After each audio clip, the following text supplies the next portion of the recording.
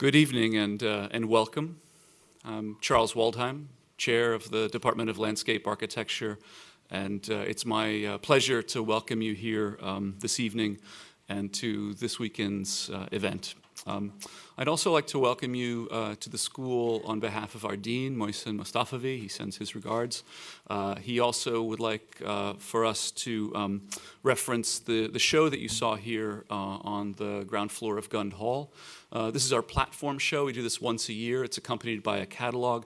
It's sort of a kind of compendium of a life in a year in the life of the school.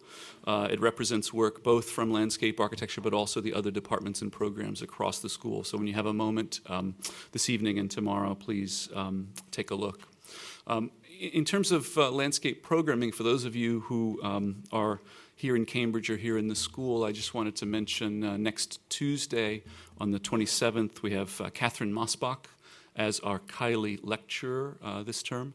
And then on Friday, April 6th, we have a colloquium beginning at 9 a.m. here in Stubbins on digital landscape now, the relationship between digital media and landscape architecture, which is a topic of some interest these days. It's a particular pleasure and joy to be able to welcome you here and really just offer a few very, very brief remarks about my colleague and friend, Pierre Bélanger. The topic of landscape infrastructure and this event has been both the intellectual and practical labor he's been engaged in for the last several weeks. The topic is one that he launched at the University of Toronto, and I just want to say publicly how very happy I am that we were able to persuade him to make the jump to join the faculty here a couple of years ago. In a very short period of time, Pierre has brought his interest in landscape infrastructure and a range of other topics to our pedagogical program. His core studio, the third semester core studio, which occupies a space that had historically been about greenfield planning, is now focusing on brownfield remediation and a range of other topics related to infrastructure. It's hard to imagine the modern era here in the department and in the school without Pierre's contributions to our pedagogy, both in the studios but also in his theory course, which has become a central moment in the life of the school. So I want to acknowledge that indebtedness, but also congratulate Pierre for the organization of this event. Over the course of the next 24 hours, we will learn much more about the topic. You know, for me, it's a topic that is quite central to many of the debates of the age in landscape architecture and in related disciplines. In a way, we could begin by saying that landscape infrastructure, landscape urbanism, ecological urbanism are a series of ideas that nest and correlate in a very interesting set of ways. They build upon each other in scales and thematics, and in a way also manifest themselves at different scales in the pedagogy and programming of the school. At the same moment, each of those motivations have been quite distinct, and I think landscape infrastructure deserves its own moment and its own focus. If you have spent any time with the foundational documents of the profession here in the United States, or the foundational documents, as I've been recently, of this Department of Landscape Architecture, I'm of the view that the origins of landscape architecture here in the U.S. at the end of the 1890s, turn of the 20th century, the formation of the professional association, the launching of the journal, the formation of this department and the Master of Landscape Architecture degree were really a radical proposition. I think the idea that an applied art could manifest and address the social and environmental conditions of the industrial city was a timely and radical idea. Those urban commitments were such that, of course, they grew to spin off a whole new set of disciplines and discourse, including the discourse and discipline of urban planning here at Harvard, among other things. It's in that regard that if you revisit those foundational documents, as I have recently, and if you read the first issues of the journal, you'll see that landscape infrastructure was central to the claims of the formation of this new field. Well before landscape urbanism, well before ecological urbanism, the idea of landscape and infrastructure in the shaping of the city was really fundamental to the argument that we needed a new discourse and a new field for that discourse. And so welcome, please welcome Pierre Bélanger to the podium.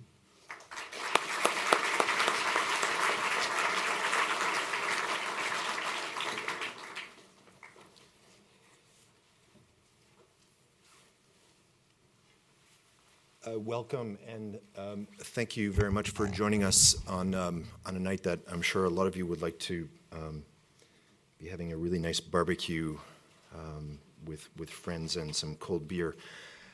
However, I would like to mention a few things just in terms of being grateful for the dedication of the guest speakers and the moderators and joining us, all of you, for the next 24 to 36 hours in this discussion, which is clearly of importance to a lot of us. Before I make the introduction to the symposium as well as to Rosalind's keynote presentation, I'd like to just thank 5 people. Chantal Blakely, Ben Prosky, Alexandra Gauza, Dongzai Kim, and Lauren McClure. You've been extremely pivotal in shaping and making this happen.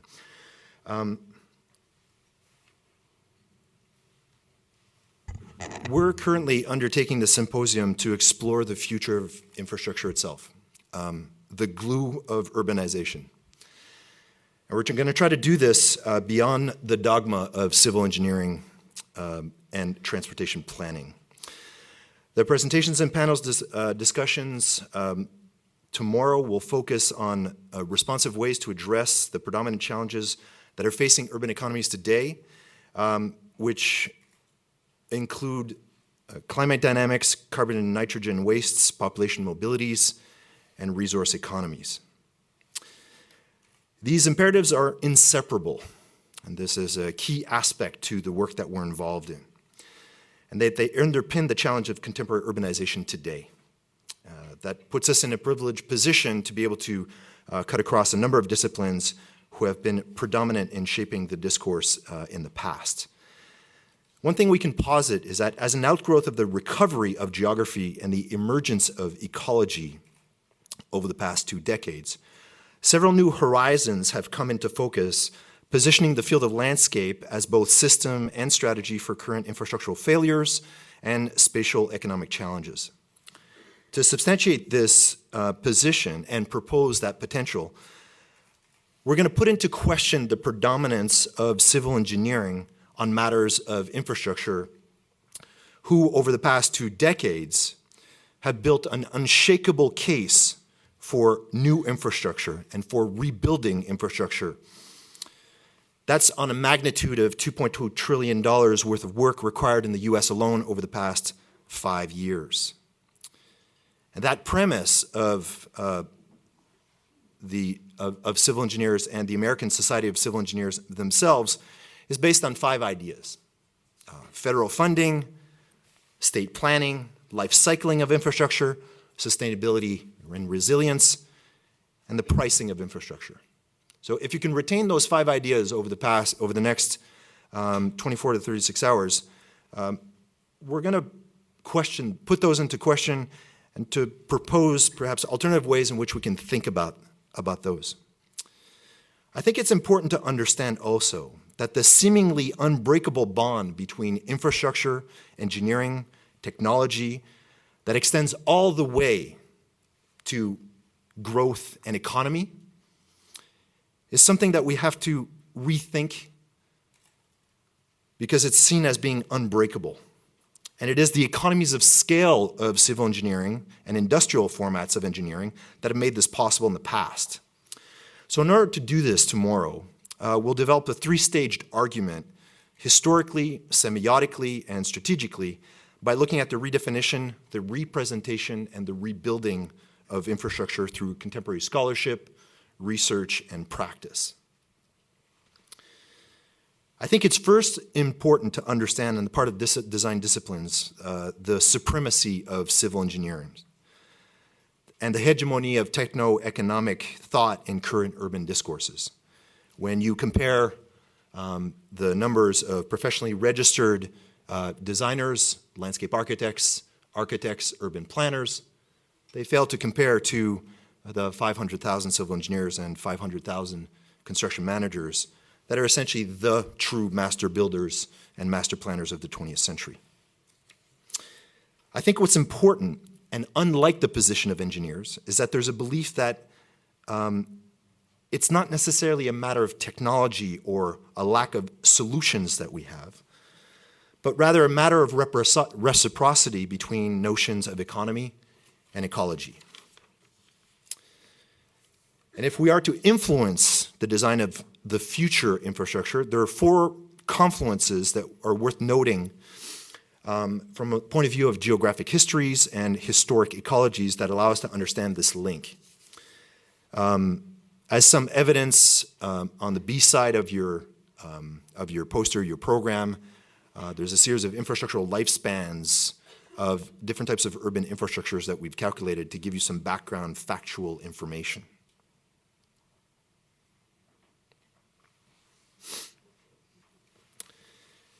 If we speak about four confluences over the past few decades, and in fact we'll try to posit a 112-year history of landscape infrastructure, is that I think central to this position of design practice is the understanding of landscape that operates telescopically, across scales, simultaneously.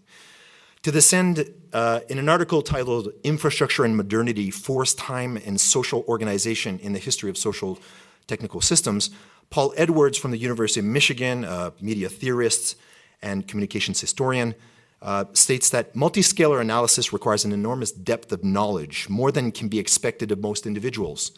Social and historic scholarship has few precedents for genuine team-based approaches which require a complex process of coordination, agreement on methods, and division of intellectual labor. It may be too much to hope that our disciplines will evolve in that direction, particularly given the present outward as structures of most academic institutions. And I'm quoting here, but if I'm right, that multiscalar analysis holds the key to understanding of technology and modernity, and that we at least must make the attempt. Now, what's important, I think, is that this is a direct reflection of the complex telescopic work of landscape architects.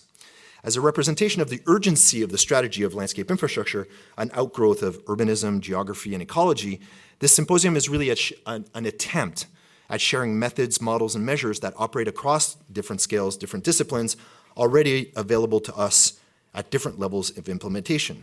There is a legacy of built work. In terms of a second confluence, it's important to note that this project of landscape infrastructure also has a legacy. It dates back to the well-known inception of landscape architecture here at Harvard in 1900, but also in the short-lived, lesser-known, but influential legacy of the program of landscape architecture at MIT between 1900 and 1909, under the leadership of Guy Lowell. Both histories are important as they emerge during a time of technological specialization and professionalization during the urban bomb and the infrastructure boom at the start of the 20th century. Although it remained in the shadows of MIT's giant engineering world, landscape architecture at MIT maintained a commitment to the recruitment of women in the landscape architecture program 40 years before Harvard did. From those few MIT landscape architecture graduates, several distinctively referred to themselves as landscape engineers, as opposed to surrogate appellations from other disciplines. So perhaps we could think in 2012 that landscape infrastructure is a little bit old. In another short-lived context in the 20th century, it is important to see the involuntary exodus of engineering and geography as in part the fallout of three things: the partitioning of architecture and planning in the 1930s and 40s, the turbulent period of engineering courses and programs at Harvard, the disappearance of geography departments across US universities, including Harvard. The disciplinary separation between engineering and architecture dealt a dramatic blow to the future of design, keeping in mind that the historic affiliation between architecture and engineering was barely inseparable for almost 2,000 years. Two important urbanists from Harvard figure prominently. Siegfried Giedion mentions this important disciplinary split in his Space, Time, and Architecture as a result of his Norton lectures that he gave here at Harvard between 1938 and 1939. As well, Christopher Tunnard, a landscape architect who taught at the GSD between 1938 and 1943, he was brought in by Walter Gropius from Western Canada, but he left to complete the book after the war, Man-Made America, Chaos or Control, at Yale University at the School of Planning in 1957 when he finished the book. largely because geography and engineering had left Harvard and geography was still in existence at Yale. The comparison of the two books is compelling as the research was completed simultaneously here at Harvard, albeit published almost a decade and a half apart. They share affinities for their geographic scale and their complexity. This historic coincidence is not accidental. It's responsive to a coupling, charting historic lineages between design and engineering, history and urbanism, between landscape and infrastructure, from a very early beginning at the Graduate School of Design as well as at Harvard, where all fields of design could be active, involved, seemingly crossing over each other. The fourth and final confluence. In this unlikely and short-lived accouplement between landscape architecture and engineering, urbanism and infrastructure, history and geography, is another unlikely but rather critical finding in the writing of Rosalind Williams. In an essay that she wrote in 1993 for Science and Context, titled Cultural Origins and Environmental Implications of Large Technological Systems, Rosalind observes that the outstanding feature of modern cultural landscapes is the dominance of pathways over settlements, as if it was corridors over cities. The pathways of modern life are also corridors of power, with power being understood in both its technological and political senses. By challenging the circulation of people, goods, and messages, they've transformed spatial relations by establishing lines of force that are privileged over the places and people left outside those lines. She further argues that the concept of connective systems is primarily phenomenological rather than sociological. These constructions are tangible structures existing in geographic space, and their components are related primarily in physical rather than in social terms. When engineering involves the creation of such structures, it looks more like a mirror twin of landscape architecture or of urban planning than of science. In this reclamation of urbanism, geography, and ecology as interrelated discourses, they form a bridge between Harvard and MIT, placing design at the GSD as an active agent at the middle of this historic span. To harness this potential, what we're missing is the human dimension to infrastructure and its parent profession that has historically used a technocratic approach. As the Byrne-Dibner Professor of the History of Science and Technology at MIT, Rosalind Williams has worked over the past 3 decades providing important and fruitful direction for the design fields in this discussion. As a cultural historian of technology and science who studied the origins and effects of large technological systems and the acceleration of technology for human life, largely in a predominantly self-constructed built world, her re-invitation to her alma mater, where she completed undergraduate work in history and literature at Harvard University, is a very small but important step in the cultivation of intellectual relationships across the technological arts and the cultivation of what we could consider as part of the extended family of design and engineering. In short, we could really say that between Harvard and MIT, that we're kind of like just one big happy family. Maybe. A practice that she's developed both as historian, writer, and educator. From 1995 to 2000, she served as MIT's first Dean of Students and Undergraduate Education. In subsequent years, she's continued several leadership positions for the program in Science, Technology, and Society, and as the outcome of her earlier work in the program of Writing. Among several other notable awards and honors, Rosalind received an honorary doctorate from the Technical University of Eindhoven, which is like the MIT of the Netherlands, where she's been appointed as distinguished visiting professor for the next 4 years. I think it's literally starting tomorrow as she heads on a plane for Holland.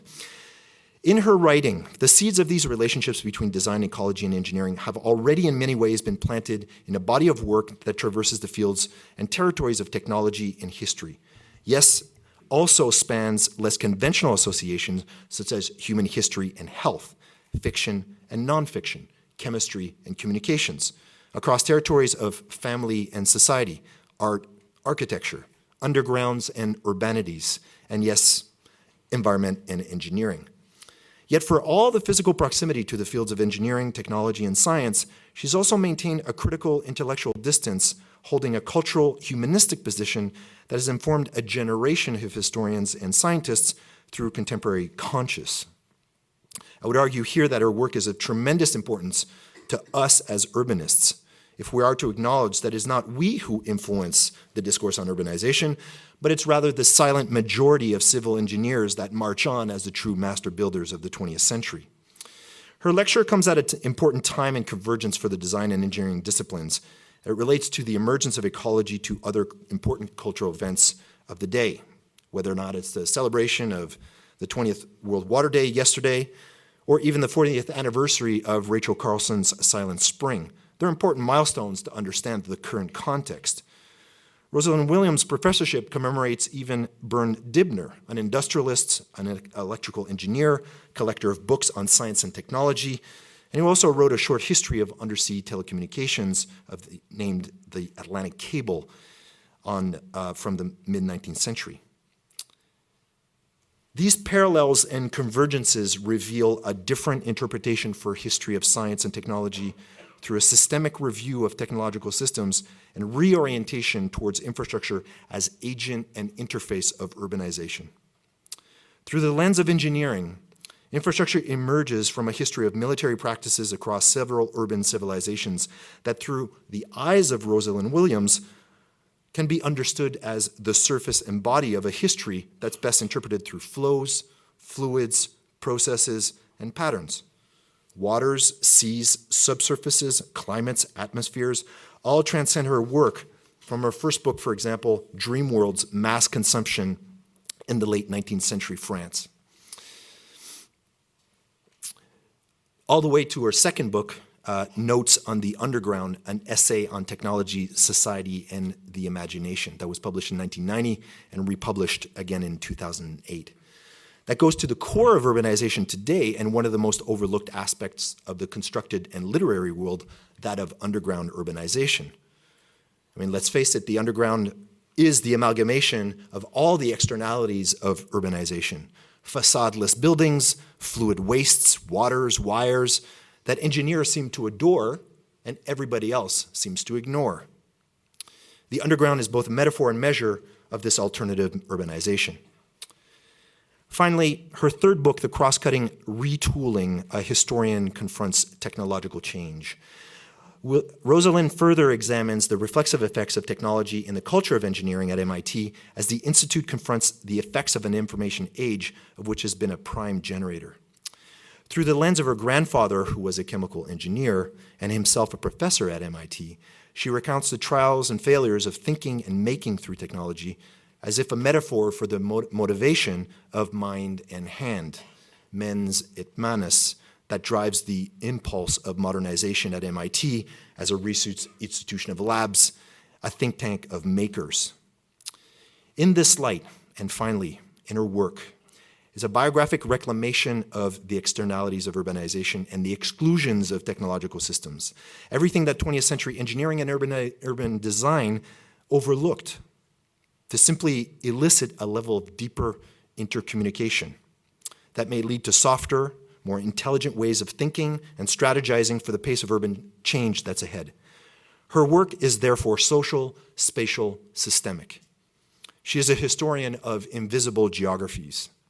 In a world where the technocratic division of labor has been assumed to be the greatest force in the shape of the modern world, a social signature of the past 2 centuries, her work is both a reflection and a reminder of the inseparable nature between work and life, scholarship and family, ecology, technology, process and product, history and future.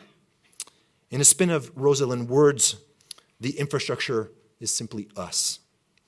Please join me in welcoming Rosalind Williams.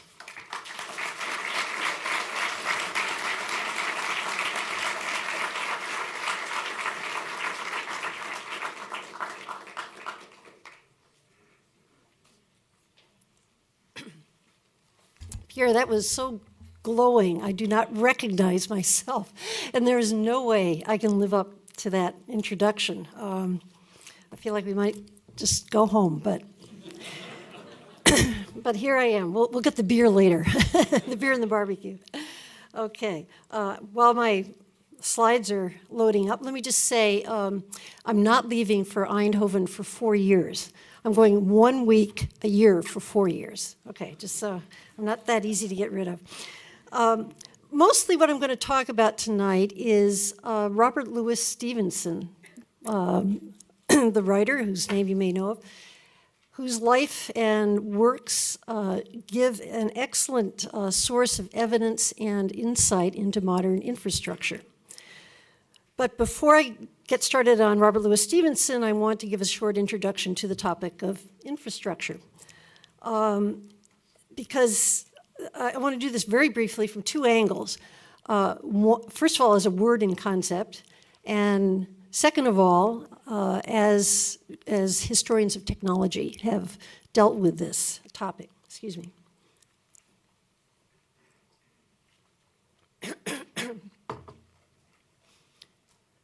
Are my slides coming? Oh, I have to just press forward. Voila. No? We had the same problem at MIT. Thank you. Thanks. Okay.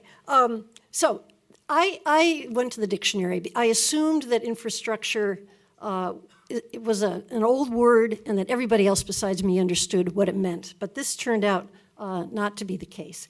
In fact, it reminded me, the more I looked at the word, it reminded me of the keyword technology that my colleague at MIT, Leo Marx, has written about so beautifully in this article and other places. In other words, infrastructure, like technology, turns out to be a recent term, a promiscuous term, one that has no clear definition and that is very liable to reification. It's also part of a cluster of keywords: infrastructure, technology, environment. Pierre showed you that slide. This cluster is part of a phenomenon where words are emerging and taking on new meanings in response to historical phenomena that they purport to be describing. And that's what Raymond Williams wrote about in Culture and Society. So these 2 sources, I think, give us a clue that the word infrastructure as a word and concept is very tricky. This is what you get when you go to the OED. I don't find it very useful. Nevertheless, you'll note it says specifically the permanent installations forming basis for military operations. So this military origin is very clear from the OED and very important. This is the first entry. The first entry, it's that recent. It's a little older in French, but in English, this is the first entry in the OED. And again, it seems to be referring to military engineering, unfortunately, to the Maginot Line, which is not reassuring. It's history of infrastructure. These are the next 2 definitions in use of infrastructure from the OED. I think Churchill's statement is very important because you begin to see there the migration from infrastructure as a military, i.e. national system to something else, some supranational authority. Now, knowing Churchill, you know that's a bad thing to him. But it shows that already infrastructure has to do with political power, but it's becoming less clear which political power. So I will return to this later on as an extremely important point, I believe. Now, in history of technology, we love stuff like railroads. They're so visible, right? So the railroad is the kind of infrastructure topic. And nobody has written about this more specifically as infrastructure than Al Chandler in his famous book, The Visible Hand. And he has a hypothesis that he explains in the chapters leading up to chapter 6, that the railroad is not just an infrastructure, it is the template for modern business corporations in the United States. And he couldn't say that more often or more clearly. Modern business is born with the new infrastructure of railroads. Again, I want to come back to this business relationship, which Chandler emphasizes. He points out that there's an important difference between the US and Europe, that in the US, the capital for railway building is primarily privately raised. not publicly. And that's again, what I want to come back to later. All right, so he was writing this in the 1970s. In the 1980s, his student, they were both together at MIT before Chandler DeCamp for Johns Hopkins. His student, Tom Hughes, in his magisterial networks of power, took electricity as a system, but used the same kind of analysis as Chandler, though comparatively, using UK, Germany, and US. And here, he's kind of looking at systems which already you can tell, in terms of the visible world, it's a less direct intrusion. It's certainly, his whole point is to show how important it is in these are three times of the electrical networks in Pennsylvania. And also in this book, Tom Hughes writes about technological style. But nevertheless, he's expanding the definition from railroads that you can see so clearly as tracks to electrical networks, which have huge implications for the landscape, but not always so directly. They're not like bridges, which is the favorite. I mean, this is what civil engineers love bridges. Why shouldn't they? I mean, they're gorgeous, right? Very visible in the landscape, but the fact is that infrastructure isn't always that visible. And this is, when I look back at my 1993 article that Pierre quoted, maybe I kind of went over the top about the visible phenomenological effect, because infrastructures are of different types and they affect the landscape in different ways. This leads us to the 1990s. Paul Edwards was already mentioned by Pierre, and has written a lot about infrastructure, and particularly taking infrastructure to the cyber world, where he invents new terminology like cyber infrastructure and e-infrastructure to describe what is happening in our own day. Again, the visible effects are enormous, but the visible presence of these networks is less so. So this is just my very quick introduction to infrastructure, and I just want to summarize it by saying it's a rapidly changing term. There's not a clear definition. You're going to have to make it up as you go along, and in a sense, I think this conference is all about trying to define the word in context of a rapidly changing world. In this world where it's not clear which authorities design, construct, pay for, and maintain infrastructure. Are they national, supernatural, national, or something else? They sometimes feel supernatural. And how do citizens participate in these projects? Now, I'm going to turn to testing this set of questions, answering these questions through the life and works of Robert Louis Stevenson. Now, how do I get from cyber infrastructure to Robert Louis Stevenson? Well, actually, it's not hard, as you will see, I think, pretty soon. In general, I'm trying to use the argument that, as Ezra Pound said many years ago, that artists are antennae of the human race. But for Robert Louis Stevenson, it's even more precise than that. This quote is from a very early essay. He was just 24 when he wrote it. He's trying to position himself as a writer. He's a writer of romance, not realism, romance. And he's writing about Victor Hugo as a writer of romance. And he's saying what he admires about Hugo. In his art, and as he was beginning to understand his own, it said he awakes in his readers some consciousness of those more general relations that are so strangely invisible to the average man in ordinary moods. And this is consciousness both of place in nature and place in society. So that's my sort of scripture for this talk, because those connections are infrastructural, among others, and they are human connections. And Stevenson is particularly wonderful at seeing them and expressing them. You noticed, wait a minute, I just want to go back to remind you of his dates, okay? So he did not live a long life, but he lived through what we typically call the Second Industrial Revolution. Now, you probably know him as the author of Treasure Island. This is the map that he and his father sketched. This is Treasure Island. or as the author of Dr. Jekyll and Mr. Hyde, which is kind of the first bioengineering thriller. The Transformation, great God, can it be?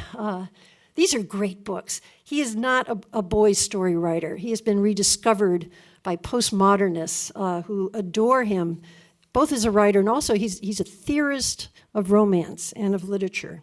But in 1857, he was a little boy, a very little boy, from a distinguished family of engineers. So this is Lewis, as his family called him, and I will call him that too, so I don't have to keep repeating. He's also, by his death, he was also called RLS, because he was the famous writer by his initials, but I'll call him Lewis. This is his extended family of Stevensons in Edinburgh. His grandfather, Robert Stevenson, was a great lighthouse builder. He had 4 children, Thomas, David, Allen, and you see, typically I'm blanking on the woman's name. There was an aunt. She did not build lighthouses. That's why I'm blanking on her name. The 3 brothers were all lighthouse builders. So this is the extended family. This is a little later photograph with Lewis towards the right. He was an only child. The women are cousins. So he had an extended family, but a very sickly and only childhood, which affected him in really interesting ways that you have probably read about in a Child's Garden of Verses, if you've read any of his poetry. Anyway, his family, the Lighthouse Stevensons, this really goes back to his great-grandfather, who got a contract for what is delightfully called the building and maintenance of the Northern Lights. The Northern Lights, i.e. the whole northern coastline of Scotland.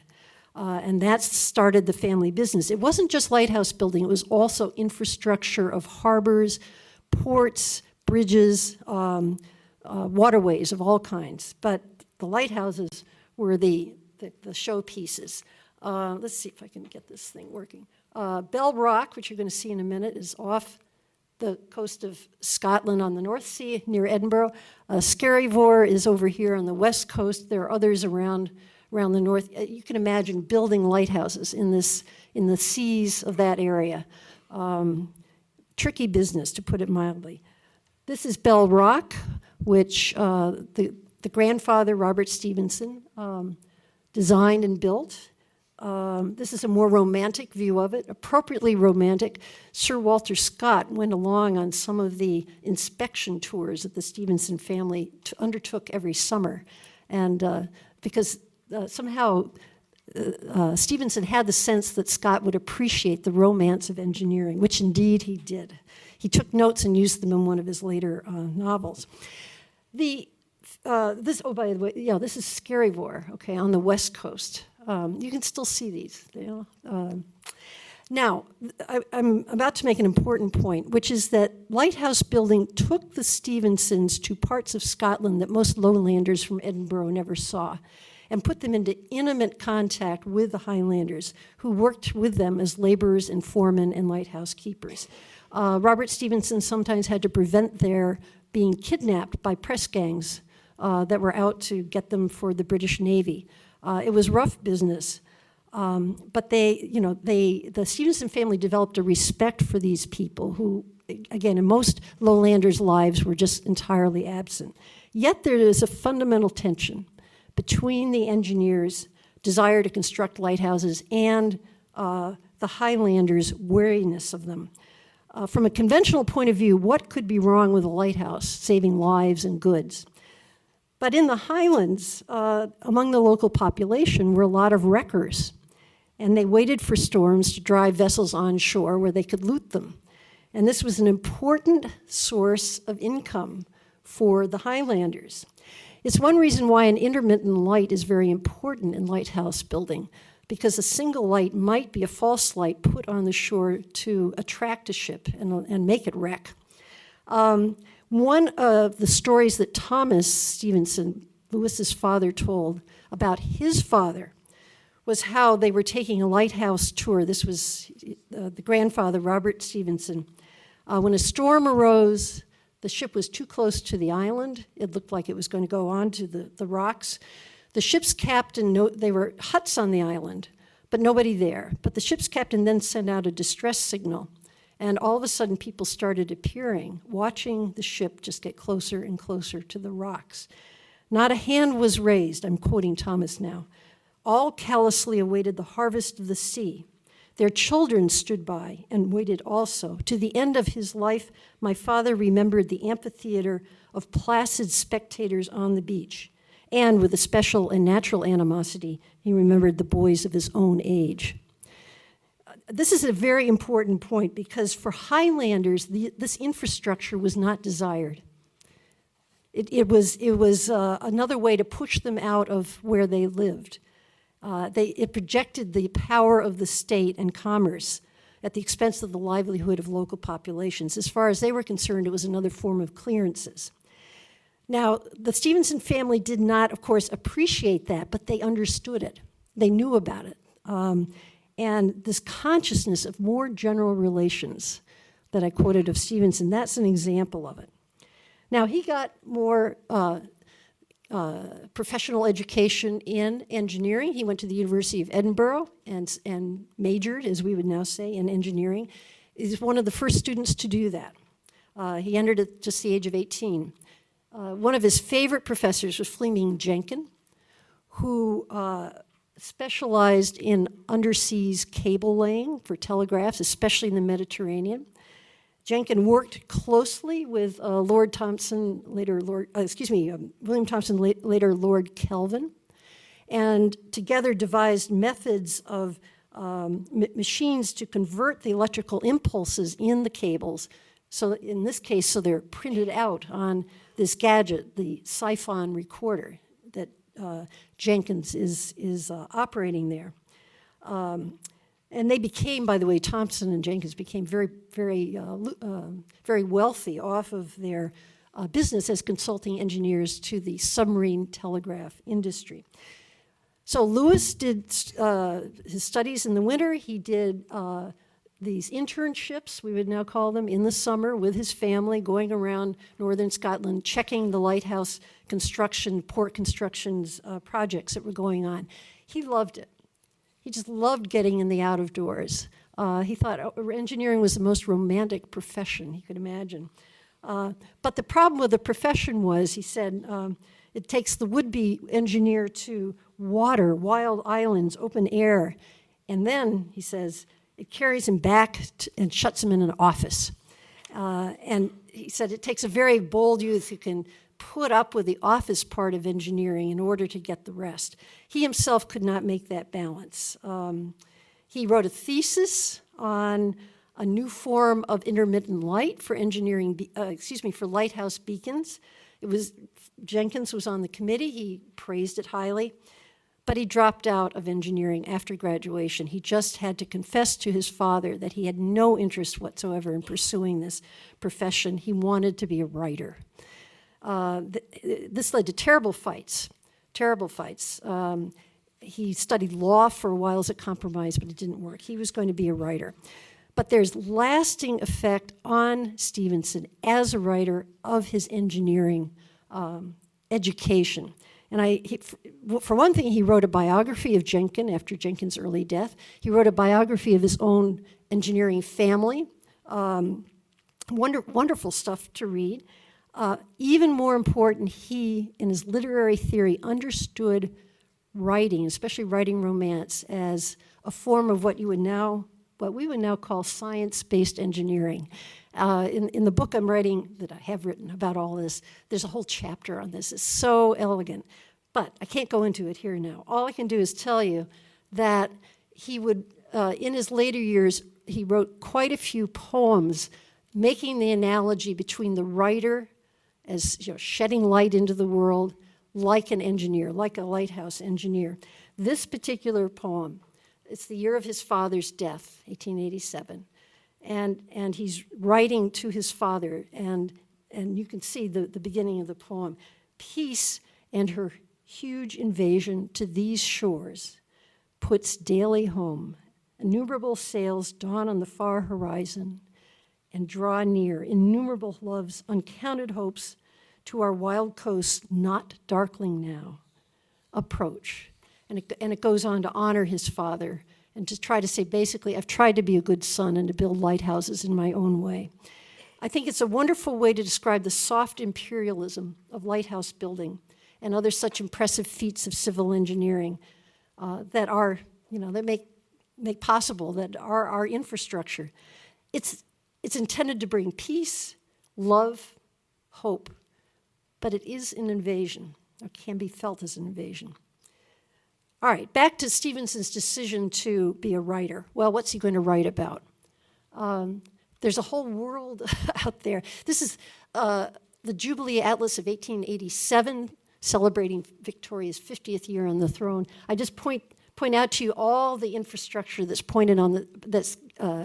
presented on this world atlas, especially the way the steamship lines connect with the railway lines across the Atlantic.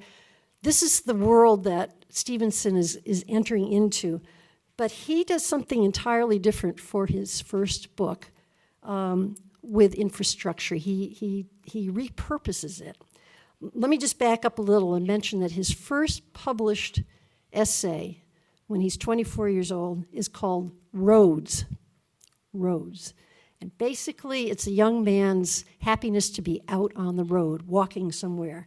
And the last sentence goes, the road is already there. We shall not be long behind.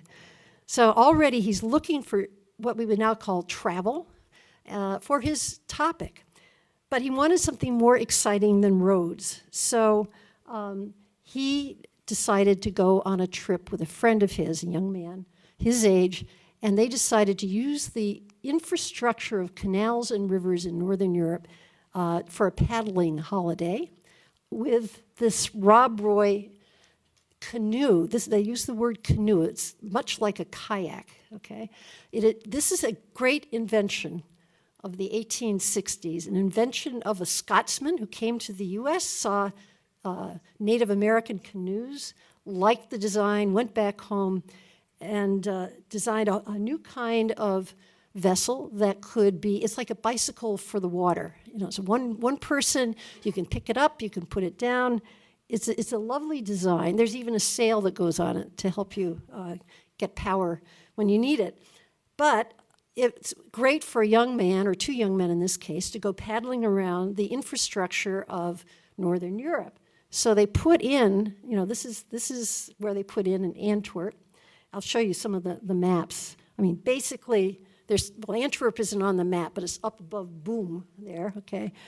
And they went down to Boom, then they got on the train because there were so many locks. They didn't want to go through all the locks with their Rob Roy canoes. And then they got back on the river towards the French border, and they end up on the Oise, which that's the thick blue line, the Oise, that takes them down to its intersection with the Seine above Paris. So these are two guys, one of them wanting to write a book with canoes, and they paddle. And the first book that Lewis published is called An Inland Voyage.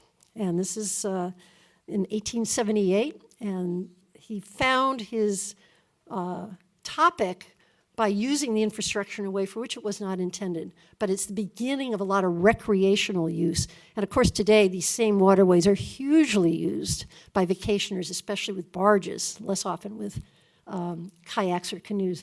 I love this kind of topic because it takes you to Northern Europe, right? So I just want to point out the rivers and canals sometimes can hardly be distinguished because the riverways are so redone that they seem like, they look like rivers, but then you start noticing all the rearrangement that has been done to make this a useful waterway for commerce. But it can also be a useful waterway for recreation. Okay. So this is the end sentence of An Inland Voyage. I mean, the usual review of this book is it's fun, it's interesting, they met a lot of people, talked with a lot of people, but it's lightweight. But the last sentence is not so lightweight. And the next use of infrastructure that Lewis makes is much heavier. Love and death are very much part of the story. And it was not an adventure he sought. It was one that really presented itself to him. It goes like this. After returning from his inland voyage, actually, he's still in France. He hasn't gone back to the UK yet.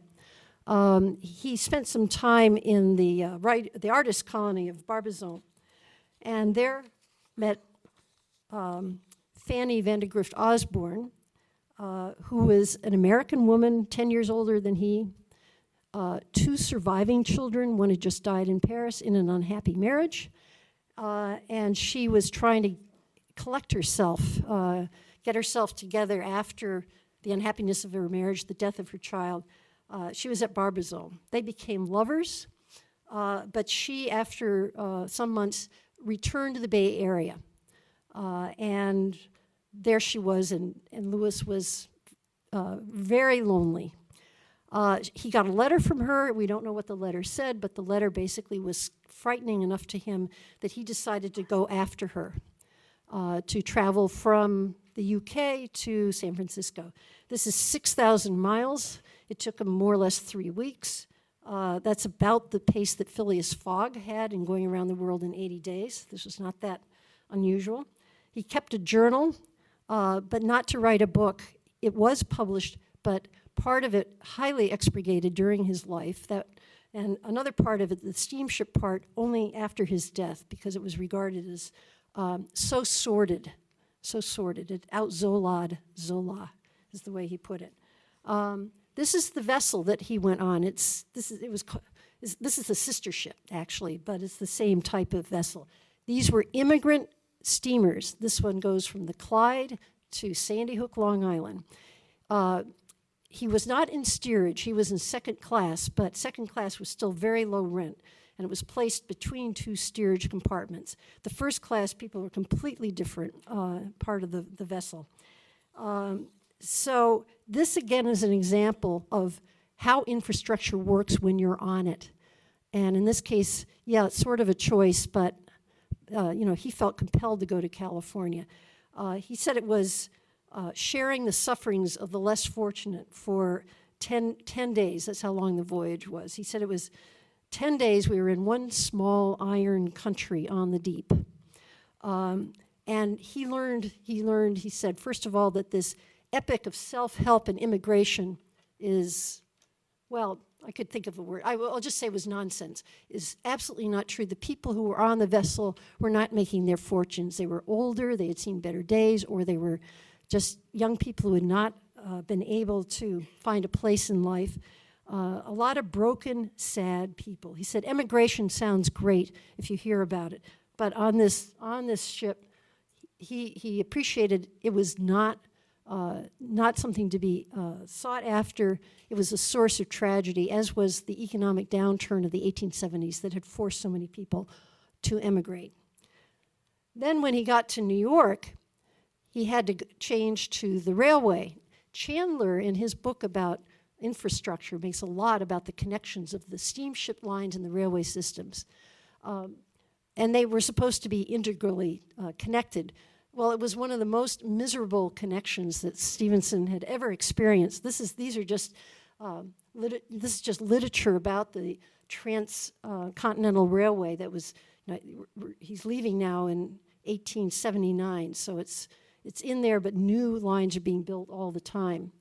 So it's a very active building. But in New York, to change from the steamship to the railway, he said he'd never seen such misery in his life.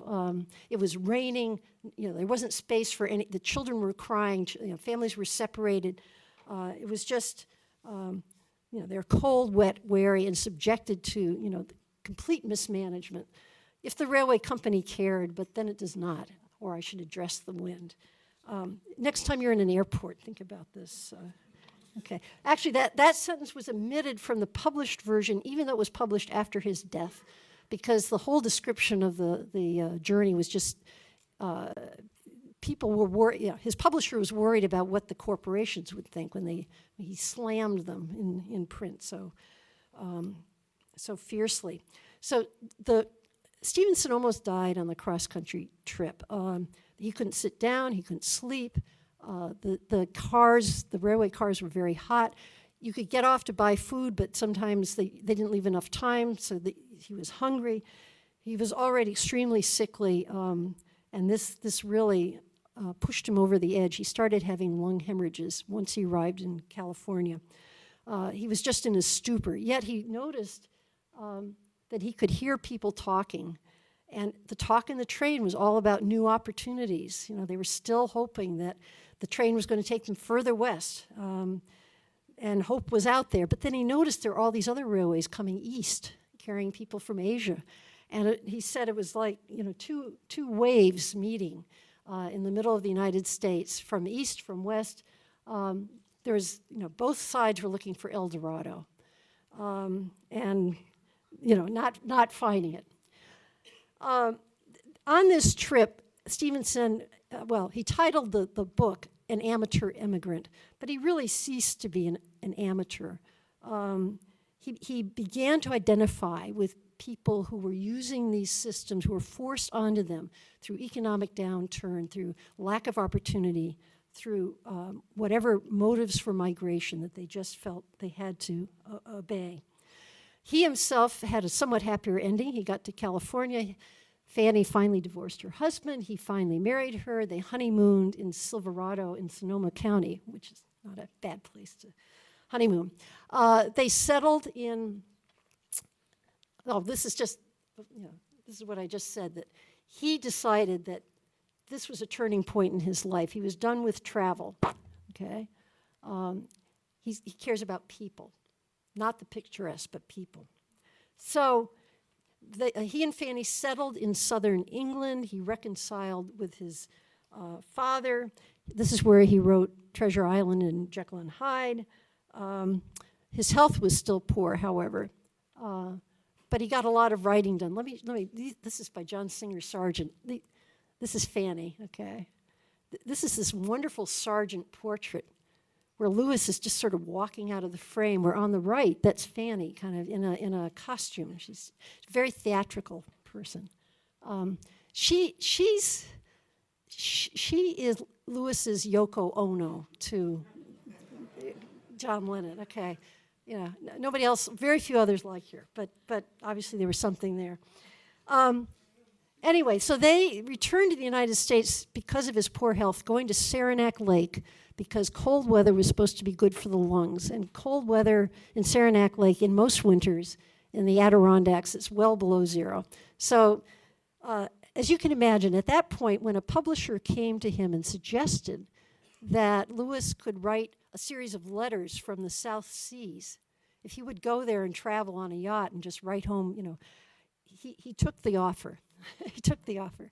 And signed up with a publisher to do these letters, and on June 28th, 1888, sailed out of the Golden Gates of San Francisco, bound for the Marquesas.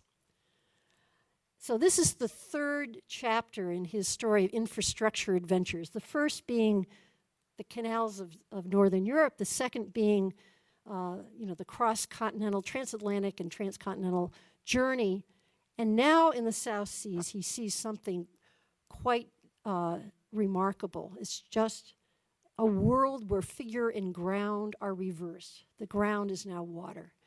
And so his travels are, the first one is from San Francisco to the Marquesas, and then in Hawaii for 5 months. Okay, the second one out of Hawaii down to the Gilberts and ending at Samoa.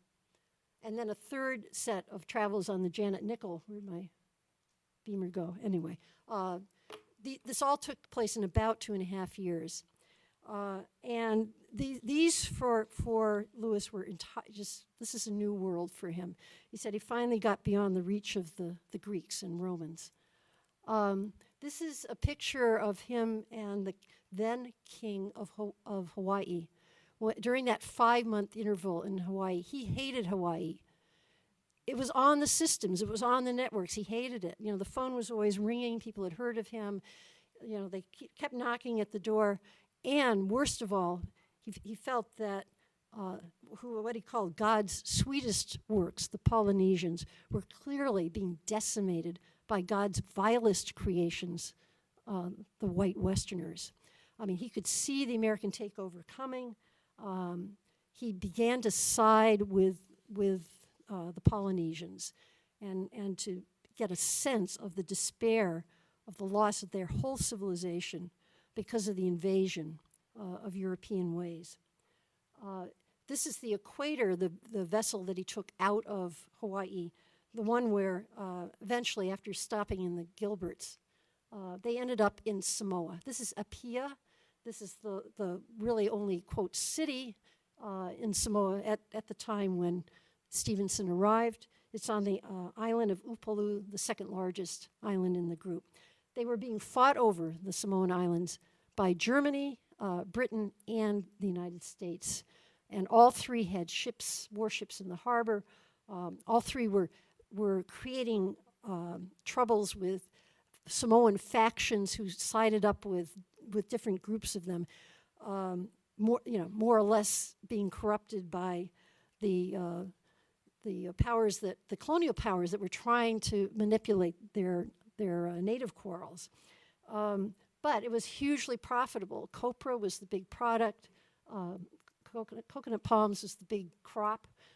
This photograph says that building on the left is a confectionery factory. I'm not quite sure what that means, but you get the picture. This is native vegetation had been stripped, and it was plantation agriculture. Stevenson decided to stay. He built a house, Valima, which is named after the 5 springs that intersected there. In part, he chose Samoa to live in the South Seas because it had regular post service to the West. So he could write his books in his office and get them published in England and remain a writer in the West. And he did some of his best writing there. The one I particularly recommend is called The Ebb Tide. He wrote another called A Footnote to History about the Samoan Wars. And you want a picture of dirty little colonial wars. Footnote to History is I started to say a wonderful, sordid, sad, but wonderful description. And he analyzed the wars in terms of systems meeting the bush. The systems represented in the harbor, but the power of the bush. So this is Stevenson and his family on the porch of Valima. Fanny to his left, a daughter-in-law, her husband, their kid, son-in-law, Lloyd, and his widowed mother. Isn't that wonderful? This, with her widow's garb on. In the background is her maid. But this is maybe a more typical picture of their life there, because it was very, everybody who worked there was Polynesian. And so it was a sort of reproduction, you might say, in the South Seas of a Highlander chieftain's way of life. Certainly patriarchal, nothing democratic about it. It was clear who was in charge, but as we will see, one with a great deal of respect and affection. So this leads me to the last episode of Lewis's life, which was the series of Samoan Wars in about 1892 to 93.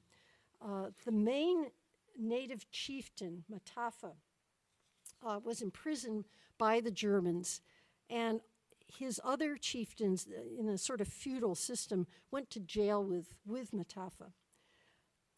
Lewis and Fanny visited him and them often, bringing them food, giving them encouragement. So finally, in 1894, Matafa was allowed to go into exile, and the other chieftains were released, and tensions began to ease. So the chieftains wanted to express their gratitude for the Stevenson support during their captivity, and they decided to build a road to Valima. For the first time, would allow access there of wheeled vehicles.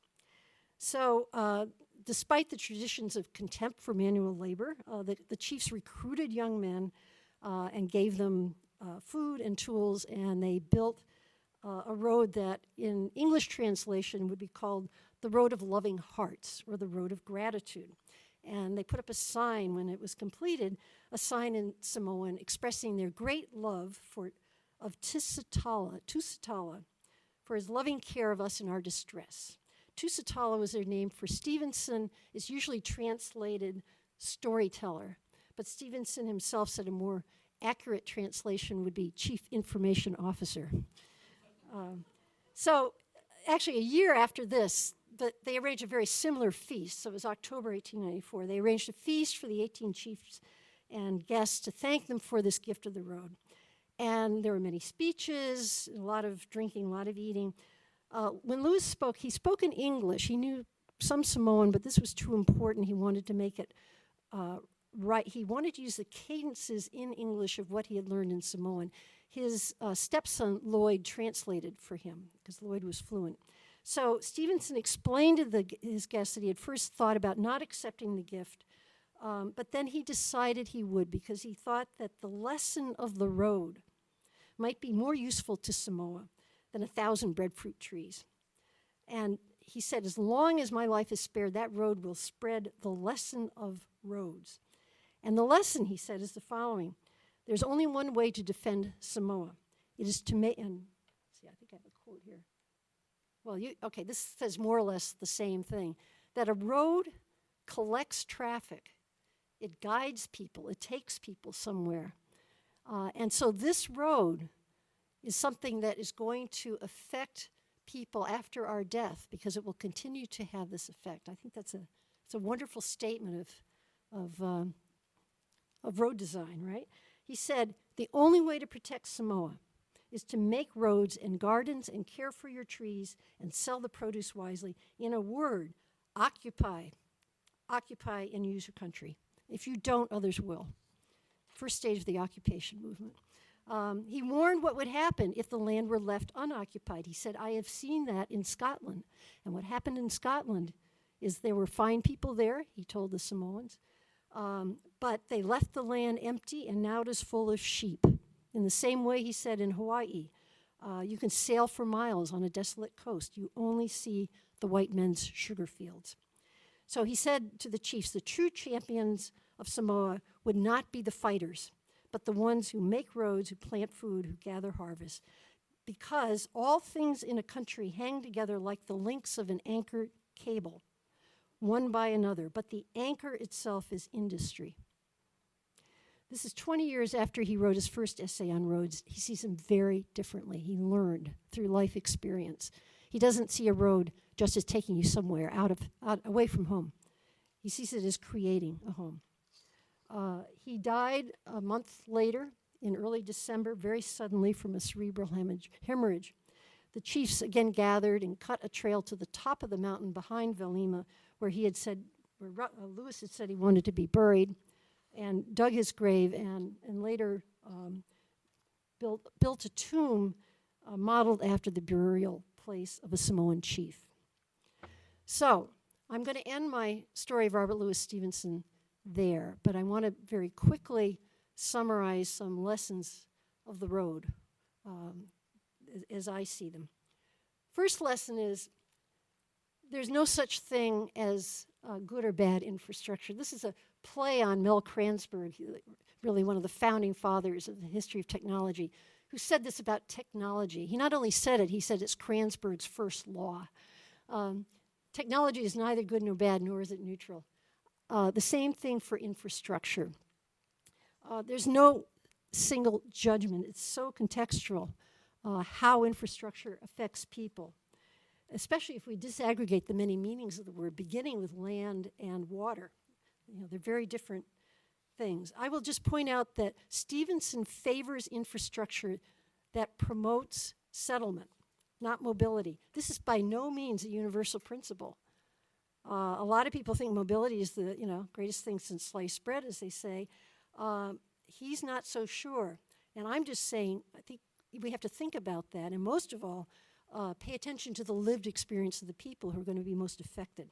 And in that sense, I want to give you two examples.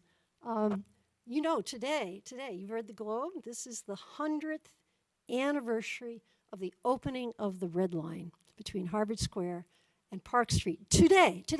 And the Globe article said if you want to get, transit geeked out, go to Central Square later on tonight because they're going to have a great party there celebrating this.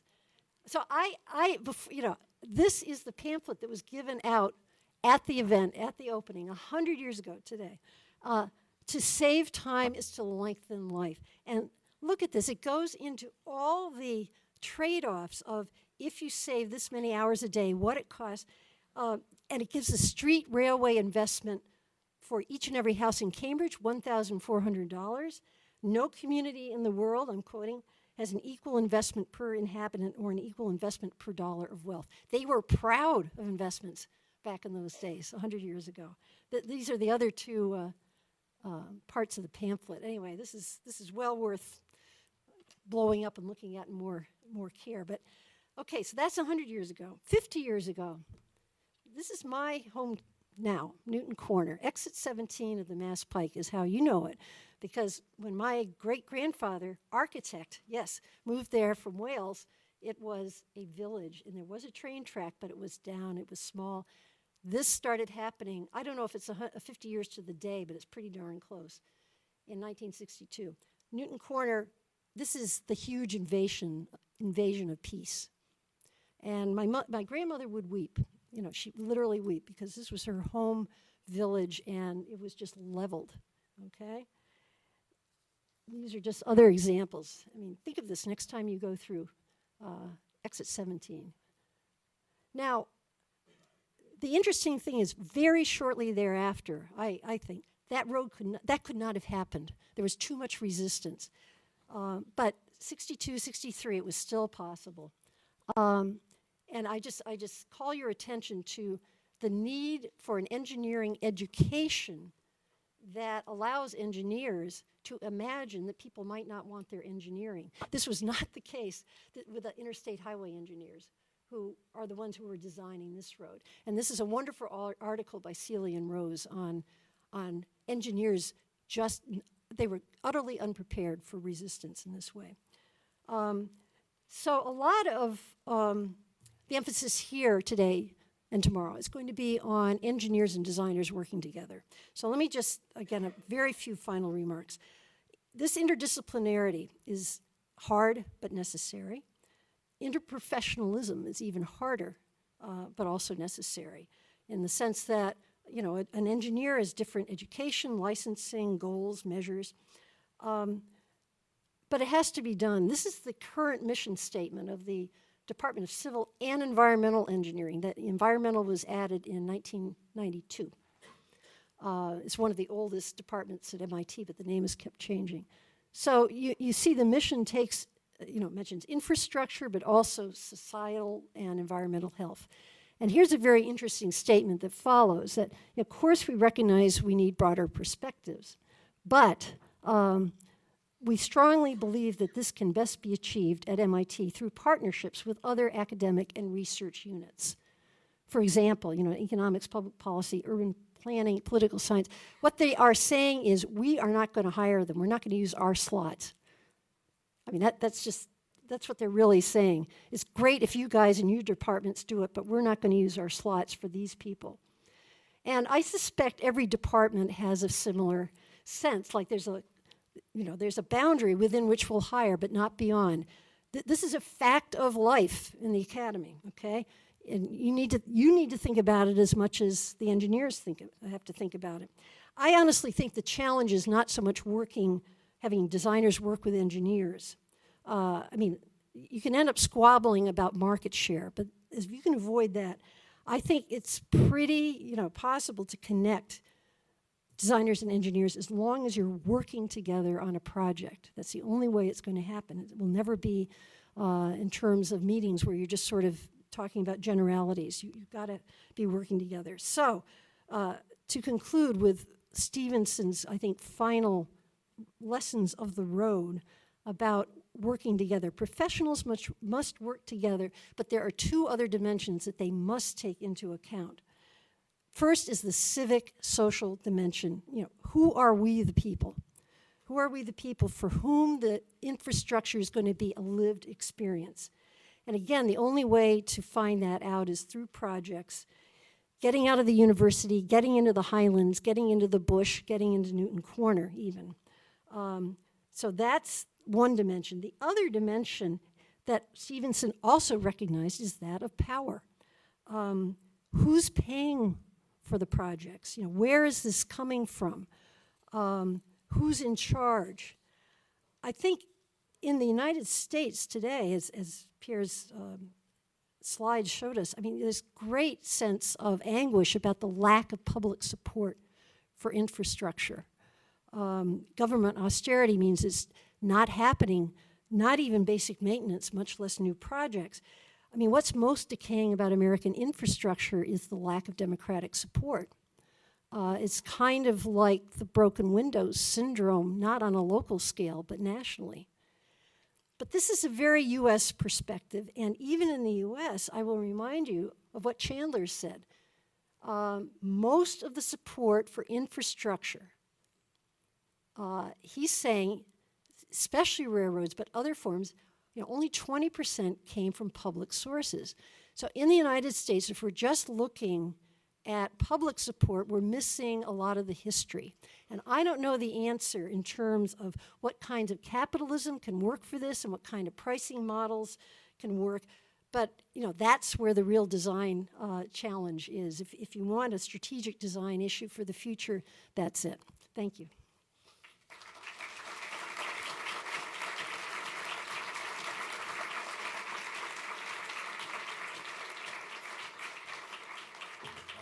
Thank you very much, Rosalind. We're joined for a panel discussion and some comments. Hashim Sarkis and Rania Ghassan are joining us. Hashim Sarkis is an architect and urbanist. He is Aga Khan Professor of Landscape and Urbanism for Muslim Societies here at the GSD. He's also the director of the New Geographies Lab, has also helped shape the direction of the New Geographies Journal. Rania Ghassan is an architect, geographer, and assistant professor of architecture at the Taubman School of Architecture at University of Michigan in Ann Arbor. She's kindly joined us and made her way here via Detroit for this discussion. Thank you very much. I'll just invite the discussants and panelists here to the table, and we'll invite just a couple of comments and questions from Hashim and Rania, and then solicit some questions from our audience. Hashim, please. Good evening.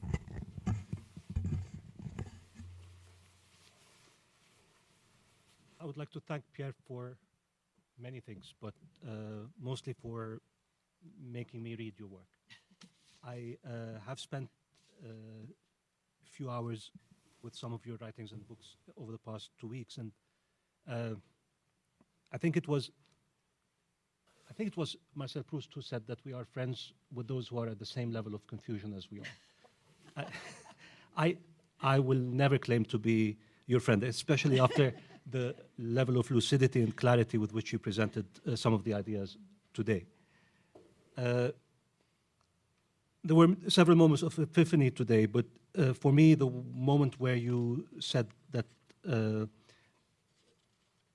road for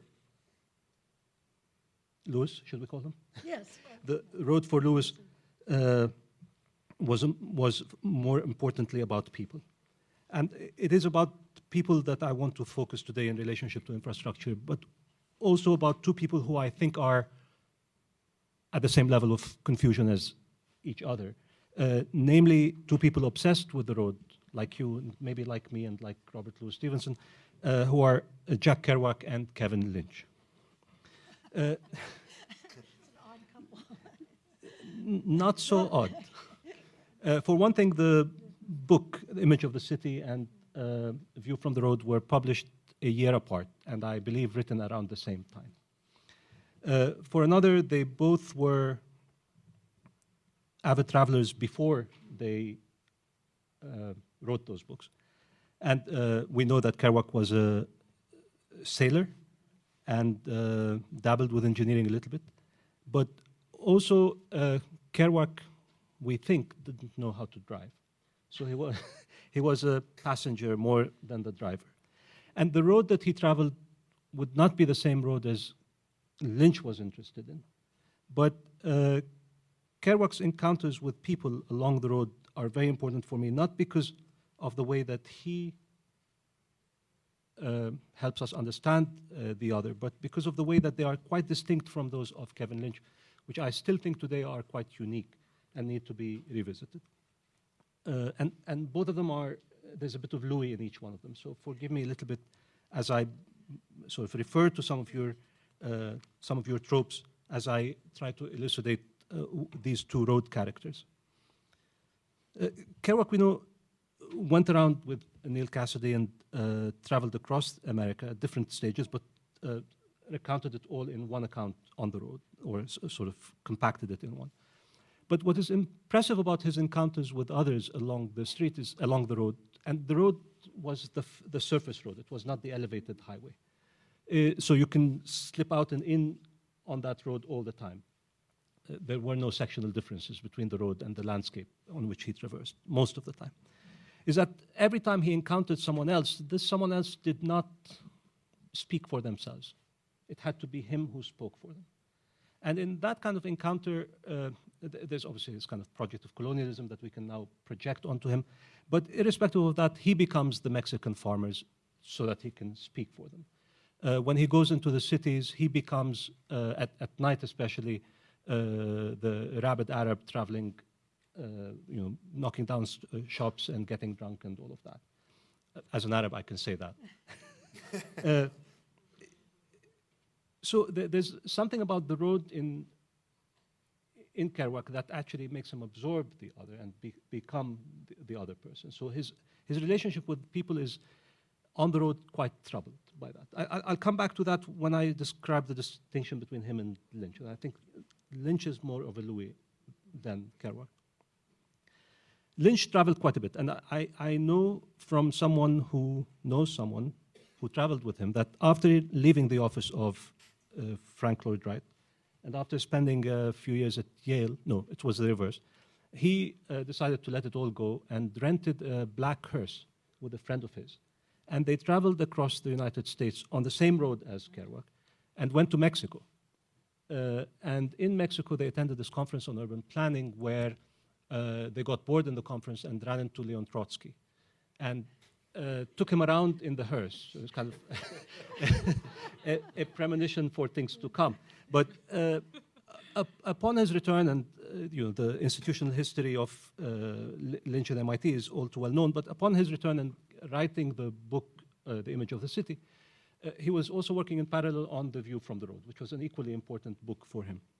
But in The Image of the City, there is a notion that we encounter others in the city and that the road is the facilitator of this encounter. But we have to remember that he was writing that book at the same time as there were radical transformations in the cities based on the Great Highway Act, urban renewal, and the fact that the cities were now being approached from very different angles than the flat surface road would allow. So what was front becomes back, what was north becomes south. When you want to get to the right, you go to the left. It completely transforms one's experience of the city and encounter with others. And therefore, this notion of encounter with the other required a certain, on the one hand, being in the city, but being outside at the same time in order to comprehend how one relates to that. And it is back to your trope of the notion of visibility and invisibility that I want to come back, because I think there's a lot in Lynch that can educate us about that. But if I'm to put these two road experiences, that of Kerouac with that of Lynch in relation to what you're looking at, I maybe want to say 4 or 5 things about clarifying the comparison. In both accounts, there is, and I think a lot in what you said, especially the idea, and I'm quoting here, that the road is already there, we should not be very far behind. There is an understanding in the description of the landscape when it comes from the road that there's a confoundment of genres between the travelogue and the urban description. That we are never arriving, nor are we traveling. We are here and there at the same time simultaneously. And this is a quality that another famous traveler, Michel Serres, talks about when he writes about bridges. Right? That moment of visibility is precisely fascinating for him because one is neither here nor there. The second point of comparison is, I think, the road itself becoming a lesson. Right? As it traverses, the lesson of the road is the road as a lesson. As it traverses, it opens up barriers between different areas and constructs it not just as a lesson, but as a narrative. And therefore, we are able to recount or account for our lived landscape as a narrative. The other distinction, which I think is a bigger one here between the two, and maybe that's where Lynch begins to get closer to Lewis, is a moment where the relationship with the other, as experienced by the road, is radically different between the two. With Kerouac, he absorbs the other. He becomes the other. In order for the other to be existent, you become the other. And it leads to madness, ultimately. But with Lynch, this other has to be presented to us at a clear distance so that we can accept them. Much of the interviews that he makes in order to come up with the image of the city, where this notion of legibility and the 5 points come up, have to do with the fact that the city requires clear boundaries. At a time when people were complaining about cities being segregated, someone like him, who was quite liberal in his politics, saying, well, we need clear boundaries in the city, means that he is interested in the road as being that device which creates boundaries. But these boundaries have a very different impact for him than their iconographic presence, meaning that there's an invisible impact that the road would have through its visibility on the relationship among people. When we clarify the boundaries, then the other, living in this dark district called Scollay Square or other places, will be more accessible for us, because we can create the road as the common ground between the two of us. That boundary as drawn, the road, acquires a different reading, legibility to it than, let's say, the road would do in the work of people like Venturi and Scott Brown, where it, or even the work of someone like Aldo Rossi, where it acquires a certain iconography immediately, which requires translation or access by symbolism rather than access by effect, which is what the road for Lynch does. And it is this nuance or differentiation between the visible and invisible, which is central to what you're writing about in relation to infrastructure, whether it's underground or above ground, or the moments of its evanescence, that I think for me is very fascinating and extremely timely for this discussion, because at a time when much of the discussion about infrastructure aims to soften it and blend it with the landscapes that it traverses, dissolve it into the systemic thinking that produces it, and in many cases condemn it for its cement bravuras, which we celebrated not so long ago. I just want to appeal for this conference and the people present here for holding on for a bit longer, for those 36 hours, to its visibility. That's it. Thank you. Oh, no, I brought it. No, I don't. Okay. I had my chance. No, yeah. Other than thank you. So, thank you, Pierre, for the invitation and for bringing together the next 36 hours into what promises to be a great discussions on many aspects of infrastructures, hopefully. I think we've hinted at some of what we will cover over the next day on the political significance of infrastructure, the territorial project of the nation state, but also the supranational authorities involved, the economic significance and the establishment of political economy at the scale of the globe, what was once termed colonialism or globalization currently, but also I think more directly in relation to the presentation this evening, infrastructure and its relation to the construction of modern subjectivity, particularly when tied to infrastructures of circulation, transport, mobility. As part of a larger system, we can think about the lighthouse, the canal, the canals, the railway, and mostly and very presently in the discussion, both for Rosalind and for Hashem, the road and its associations to mobility. So I think we're dealing with the questions of the representation of infrastructures of mobility, particularly those experienced bodily by a certain user in most of these examples. The need to govern these systems of infrastructure has led to new techniques of representation, from the large-scale mapping to abstract functional diagrams. But the evolution of the modern novel in particular, and of new ways of picturing the city, fit into this broader conceptualization of modernization and how they're employed to depict new spaces of representation. And I think that's a distinction that I'm trying to carry across in the set of remarks when we're thinking about infrastructure as lived experience. So I want to try and think the distinctions between a set of abstract representations of space and what the lived can bring us in terms of thinking of infrastructure as a space of representation. So your presentation brought us to think about connections between different kinds of evidence, and I think that's particularly the literary and the visual sources that are presented as modern ways of seeing and experiencing infrastructure. And I very much appreciate the short introduction or the short biographic note that you hold on your webpage when you introduce yourself as a historian who uses imaginative literature as a source of evidence and insight into the history of technology. And it's this source of imaginative literature as evidence that I'll try to kind of speak to in relation to your example of Robert Louis Stevenson and your upcoming book on the three writers from the late 1800s, so Jules Verne, William Morris, and the title of The Human Empire, or at least the working title, where these three writers talk about the 19th century beyond the familiar words and concepts of our own time, so globalization, environment, technology, and for the sake of our discussion this evening, infrastructure, where, as you frame it, these words and concepts are inadequate and have become impediments to comprehending the lived experience of the human empire. So Pierre quoted at length in the introduction that part of the text, cultural origin and environmental implications of large technological systems, but I think the emphasis on the dominance of the pathways over settlements in the modern cultural landscape remains a key identification when we're thinking about tonight's contribution on thinking about infrastructure, particularly in transforming spatial relations whereby the lines of forces are privileged over the places and people are left outside of those lines.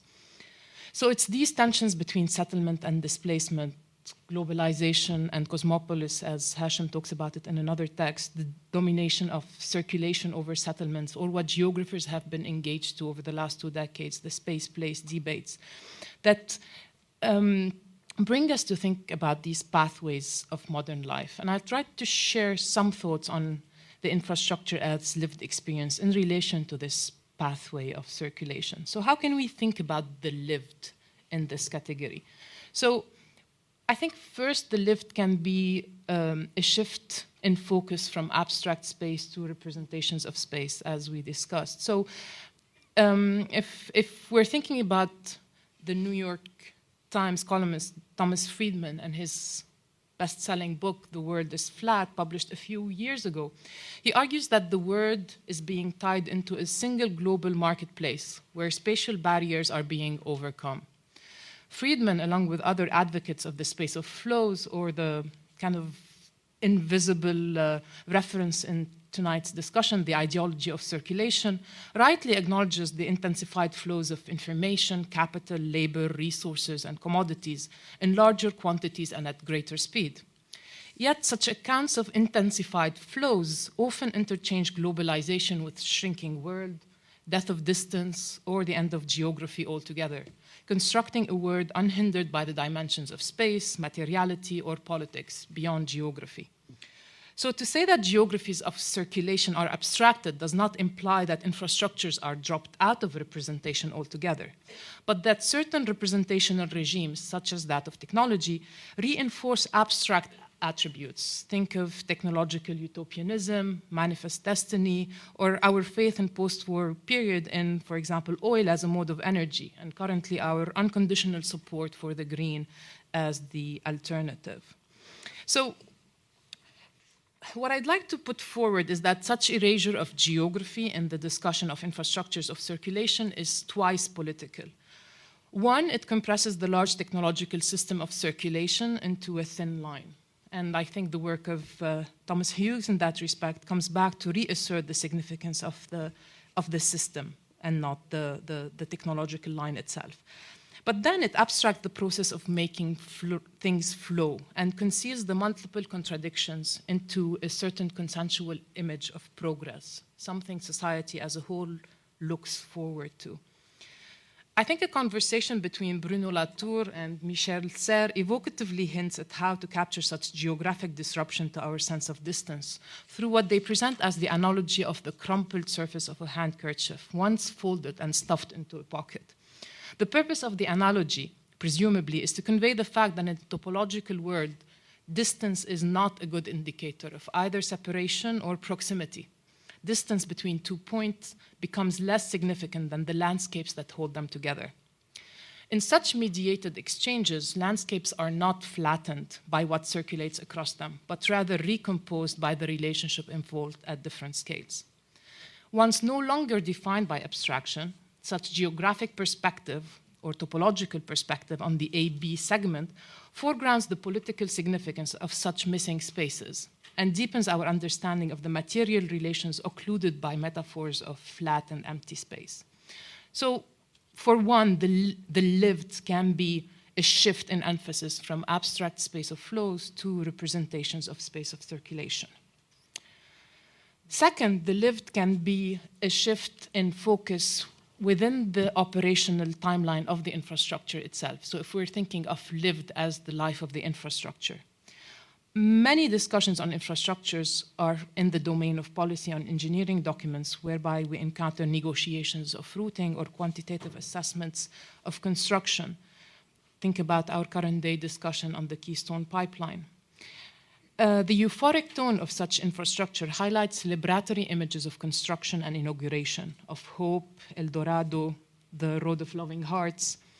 Post-inauguration, the representational goal of infrastructure is mostly invisibilization, to become part of the backdrop of ordinary everyday life, only to reappear in moments of crisis or presidential campaigns.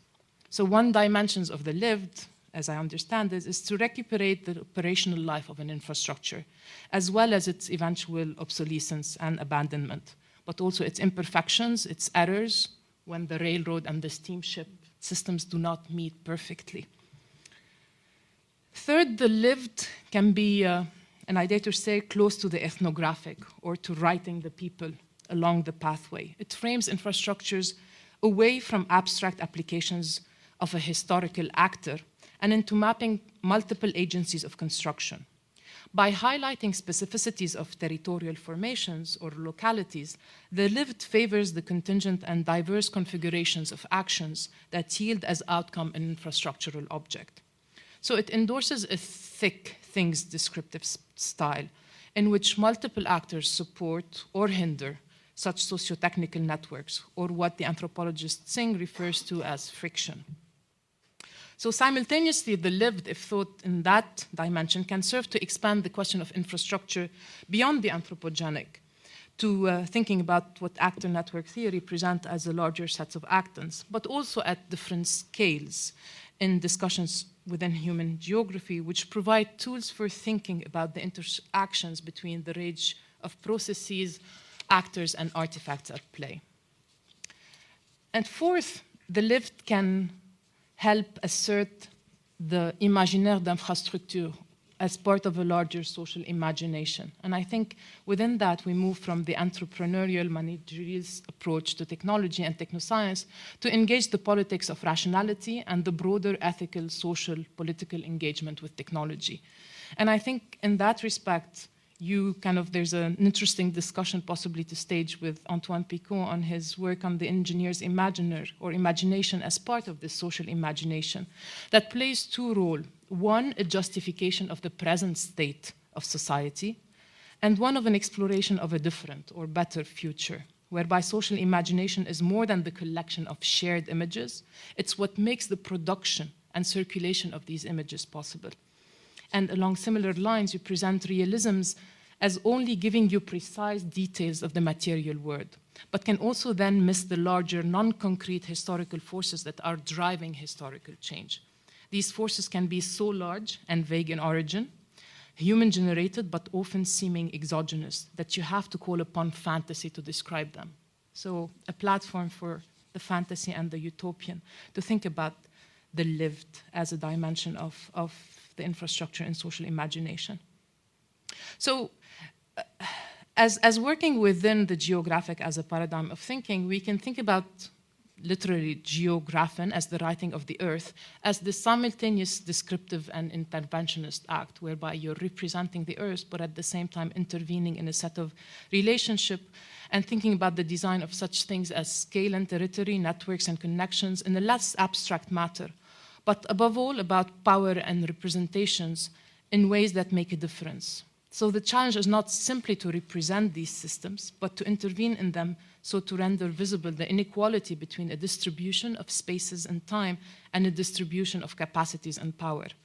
It's an aspiration to shift infrastructure from the consensus of matters of fact towards the aesthetics of matters of concern, and to render them into objects of design through and through. So in that respect, and possibly if we're engaging this further, I'd like you to expand further or comment on the potentialities of imaginative writings, whether they're visually or literally. And how does imaginative writing not only illustrate or act as evidence of things we already know about the world, but to inquire through them, for example, on how things like roads, railways, and canal came to be seen as similar kinds of things, parts of the coherent bundle we now call infrastructure. And how can we think through that similarly to the Chinese encyclopedia of things like networks, public works, public utilities, large technological system and infrastructures, just to throw in a few more to the list of technology, culture, and Raymond Williams' undefinables. But I think to come back to the question of the subjectivity, and especially with respect to the subjectivity beyond the hero traveler, as you kind of bring in the later work of Robert Louis Stevenson, although his great love affair for most of his life seems to have been to be on the move, into his less thrilling or uninhabited pathways of circulation, into the spaces of settlement, particularly as scholars have noted the risk of the fascination with accounts of the hero in space as tied to the rise of exceptionalist discourses that have misleadingly framed American history, and particularly American environmental history, in terms of a nation's expansion across a continental space, imagined as vacant of both history and inhabitation. So kind of where Robert Louis Stevenson, during his stay in Hawaii, brings us to an account of the encounter between the systems and the bush, as this imaginary of infrastructure that constructs a land previously closer to the native inhabitation of a land. Would you like to comment, Rosalind? Yes. Where do you start? Mainly, I don't know if this is on. Yeah. Mainly, I just want to thank you both. I mean, I just have this experience of wonder where, and I love it, where, you talk for a while, you write for a while, and then other people are thinking and playing off your ideas. And I take these as comments that enrich the topic more than posing. I mean, you did pose one question, but I'm just thinking everybody in this room is going to be doing the same thing for the next 36 hours. And it just, I can't even visualize it. It's very exciting, though. So mainly, you've given me a lot to think about, and that's my main reaction. I will say, in terms of using imaginative literature, I think the great benefit is precisely getting away from these Friedman-esque words like globalization, mobility, and even infrastructure and technology above all. That can be, they're just cliches in the sense of, you put them in the typesetting machine and they're, And I know as a teacher, it's so difficult to work with a group of students and to basically say, don't use the word technology unless you tell me what you mean. It drives them nuts, because they're just used to it as it's their tool. And again, I don't think infrastructure is quite so dangerous, but it could become so. So that's why I started off with Leo Marx. And this is the great advantage of imaginative literature, is that it forces you out of those, a good writer isn't going to be using those words. And it gives you a lived experience where stories are going on, where there's lots of things are going on. They're all happening together.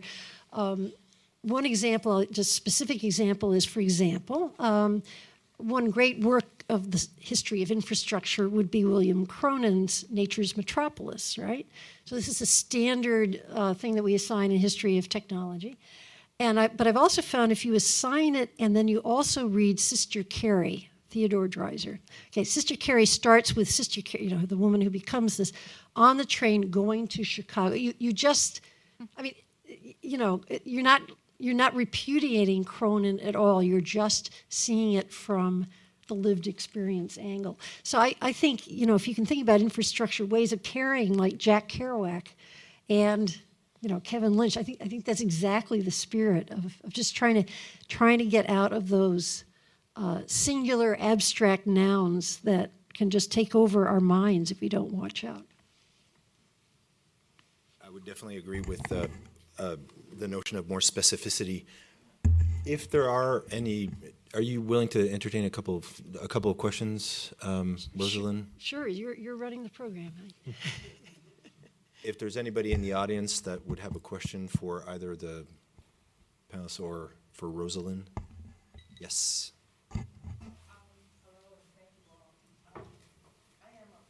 Can you use the mic? Thanks. Hi. I'm a policy wonk. I'm here because I spend time thinking about the application of complexity, the analytical tools of complexity science to the solution of social problems. I hear you talking about the abstract nature of space, and I'm delighted. I get pictures in my head when I hear that. I haven't heard anything that makes me, except possibly your remarks, that makes me think of infrastructure and landscape, not infrastructure, but landscape, as an abstract concept, which I do a lot. And I'm wondering if this community finds any validity in that. I'm thinking obviously of like Stuart Kaufman and rugged landscapes and the use of those analytical frameworks for doing landscape analysis in any number of different settings. Business employs them. Do landscape architects deal with landscape as an abstract concept? Is there a landscape architect here?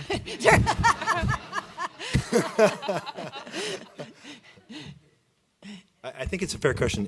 If I can perhaps comment and just mention that I think we're going to be entertaining that very notion tomorrow for the entire day on a number of different dimensions. I think it's fairly important to be able to position also Rosalind's talk as well as Hashim and Ranya's comments as part of an understanding of being able to open up territorial boundaries on the notion of infrastructure, which is primarily a domain that's been both safeguarded and singularly identified as being within the purview of very specific disciplines such as civil engineering. And I think it's fairly important to be able to understand first how to be able to open that up.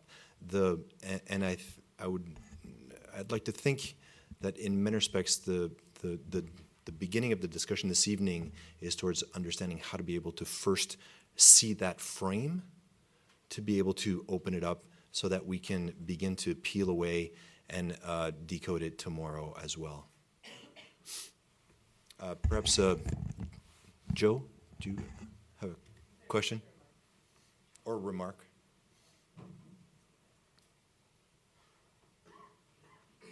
Thanks, Rosalind. You talk about Stevenson's experience as part of a collective journey from a family of civil engineers into his death embedded in a culture in a very different sort of infrastructural system in Samoa, and the imagination of two very different systems of infrastructure there.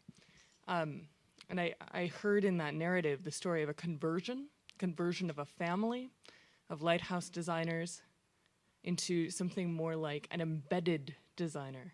And so I just want to push you and ask if you'd like to say anything more about that moment of embeddedness. And just to say, I guess, one more riff on that, I guess I think instantly of Patrick Geddes, of another Scot of a similar generation, also with the apparent forced migration of the crofters around him, who reimagined a system for another designer, in that case urban planning. And Stevenson is such a beautiful example because he takes it so much deeper. What would a designer working on behalf of Samoans look like? So you've written about this at length. Can you tell us any more from your travels in these mines? Of course, the travel I want to take is to Samoa, but yeah, that's on my list. I think what strikes me, and this actually may go back to the previous question, because I'm thinking about landscape as something that, that word, I think, conveys something aesthetic that infrastructure doesn't. And that's an example where the word really matters. And, to go back to Stevenson, his earliest, he wrote his first writing, which was not published publicly, but his father published, was on Edinburgh, the city of Edinburgh. It's a wonderful study of Highland, Lowland, and how the city reflects both new systems and old ways of life. What strikes me about Stevenson is how he took his upbringing and didn't reject it, but reshaped it to understand what was going on in Samoa. So he doesn't run away from home. In fact, he is a whole series of beautiful poems, one of which starts, "The tropics vanish." The tropics vanish. He's on a mountain in the Gilberts, and he's seeing Edinburgh. And he's making these analogies. He knows he's a Scottish laird in his Samoan plantation. He knows that. He's aware of that. But he thinks it's useful because there are things that work in Scotland, and he wants to see them. So maybe it's more re-embedding than disembedding. But he works very hard at carrying his homeland with him. Thank you, Rosalind. Is there another question for Rosalind or the panel, or a remark? Yes, Todd. Thank you. Can you hear me? Mm-hmm. Rosalind, may I call you Professor Williams? No. I'm Todd Shallot from Idaho. Hi, nice to see you. Say, I wanted to make a couple observations about your talk. I have a criticism or a disagreement, mild, and then I have something which I think that I can relate to very, very strongly, that I really agree with. So here's the disagreement, first of all. The social scientists are trying to come up with these words like infrastructure, embedded, and other kinds of things. This reminds me, like Americans all believe in liberty, but of course, we just use that word and then we just fight to the death because we don't mean the same thing when we say it. And I think that's what you're fighting against by using Stevenson, because when you're asked to give this talk, you probably wanted to get it down to as human level as you possibly could. And I'm surprised you didn't, just go all the way and just talk about an hour of his life, or just one poem, because that would have been the ultimate answer to that huge abstraction. In doing that, though, historians, we tell stories, right? We tell stories and they have political meaning. So when we see, it seems to me, it's like when we see words that we don't get, we want to get this specific of any unique case. So it seems to me like scholars here in this group, we're like both lumpers and we're splitters, the famous comment. And the social scientists and the architects are lumpers. They're finding everything common between phenomenon. And what you would like to do as a historian, I think, is with Stevenson, is just say, okay, let's split it out. Let's talk about the uniqueness of any particular case, one guy, one situation, how he saw a road. It could have been a city street. And I really like that. I think that was beautifully done because, you introduce a human being in it. And I don't, lived experience is like, that's like a big word for life, isn't it? So that's my good thing that I like. But there's a little politics to it, though.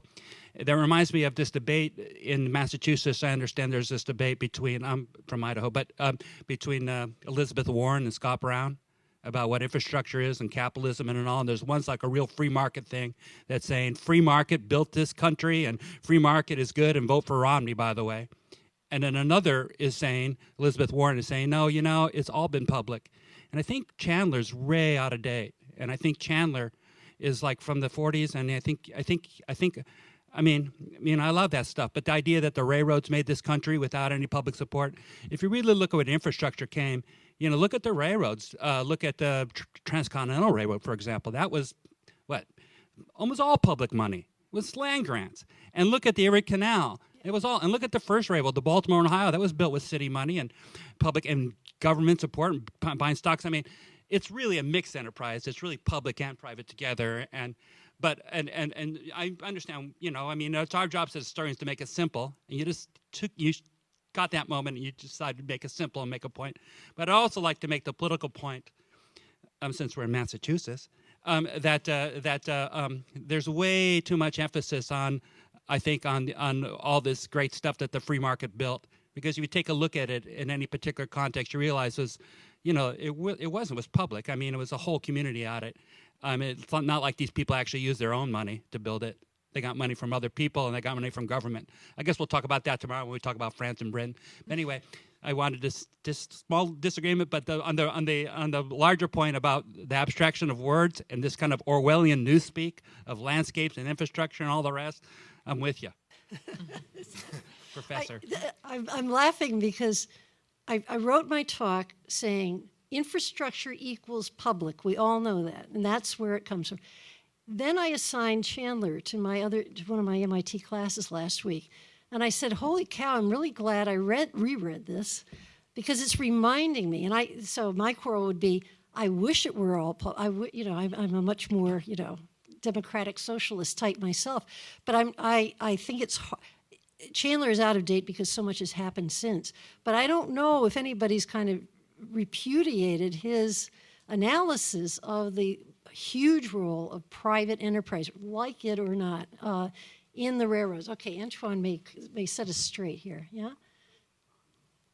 But this is an empirical question. Okay, this is not my preference. This is Empirically, I would say that in many situations in which historiography very often develops, for example, in France, there is a tendency very often to believe that everything was public. And then recently, historiography has discovered that actually there was a lot of private money with the public, and probably the reverse is true in this country. And truth might be that in many cases, infrastructure have been built in partnership between public and private. Yeah. And even in things we think very public, actually there is private money, and conversely.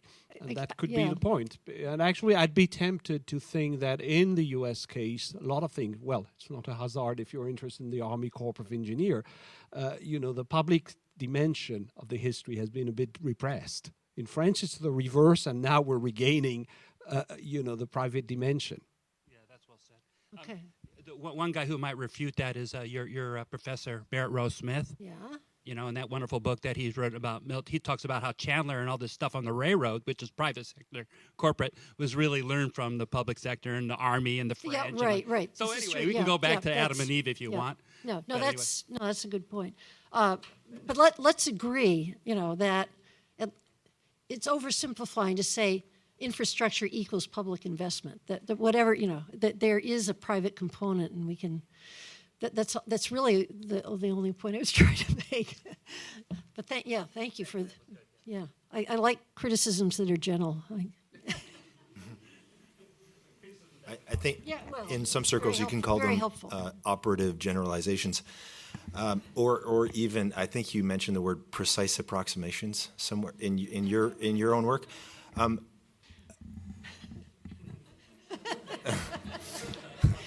I was just wondering whether or not Hashim or Rania, if you just had any closing thoughts, or not. We'll give them over drinks. Well, we're gonna have the reception tomorrow night, but I'm sure I can hear Rosalind. I'm sorry, I can hear Rosalind's stomach growling right now, like many others.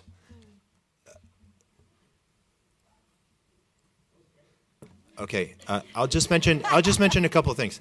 If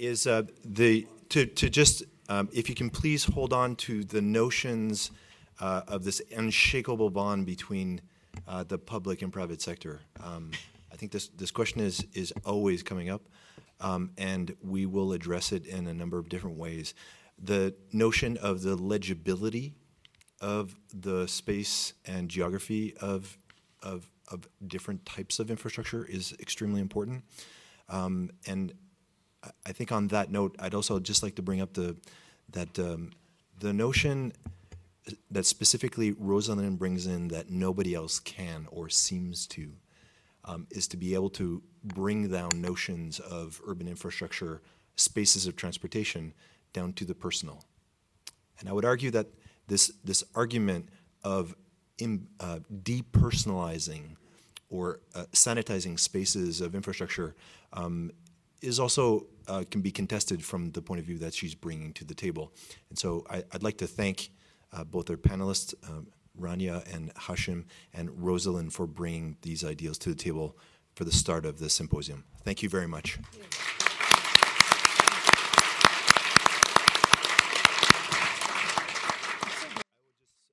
one last thing.